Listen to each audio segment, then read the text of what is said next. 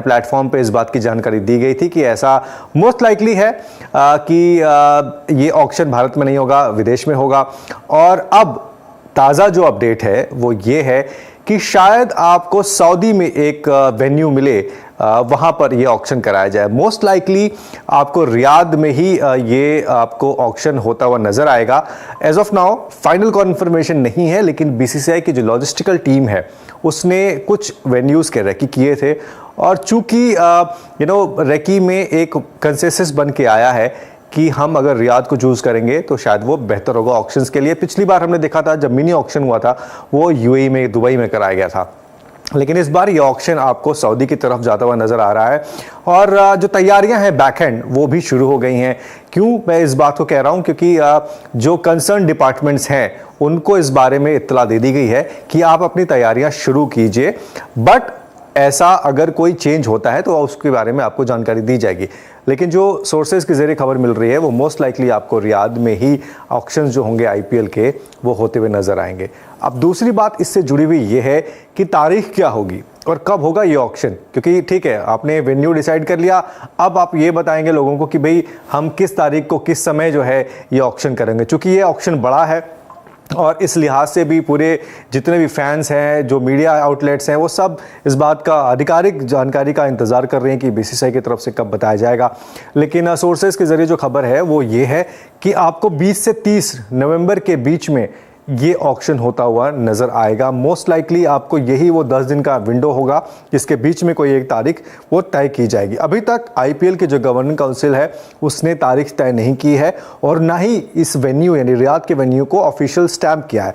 लेकिन एक चीज़ होती है कि प्रोसेस, उस प्रोसेस के ज़रिए जो हमें खबर मिली है वो हम आपको बता रहे हैं। तो इस प्रोसेस में जो इस वक्त जो वेन्यू टॉप पर है जिसको आधिकारिक मोहर लग सकती है वो रियाद ही है, और मुझे जहाँ तक लगता है कि शायद रियाद में ही ये ऑक्शन इस बार होगा।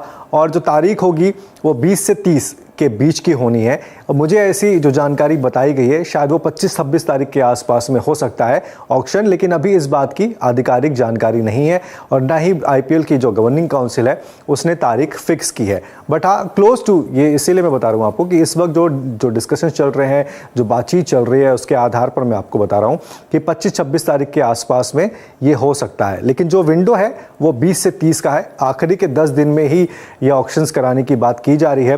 तो बीसीसीआई की जो टीम है, जो आईपीएल की गवर्निंग काउंसिल है, वो लगातार इसके ऊपर में काम कर रही है। जो लॉजिस्टिकल टीम है वो भी अपने सारे जो उनको जो तैयारियां करनी है वो कर रहे हैं, होटल्स की बुकिंग और एवरीथिंग, वो सब चीज़ें जो है ऑन पाइपलाइन है, वो सारी चीज़ें हो रही हैं। साथ ही साथ जो ब्रॉडकास्टर्स हैं या फिर आईपीएल जो टीम ओनर्स हैं, जो फ्रेंचाइजेज हैं, उनको भी टेंटेटिव एक जानकारी ज़रूर जो है वो दे दी गई है कि भाई आप लोग भी इस तरीके से तैयार करिए।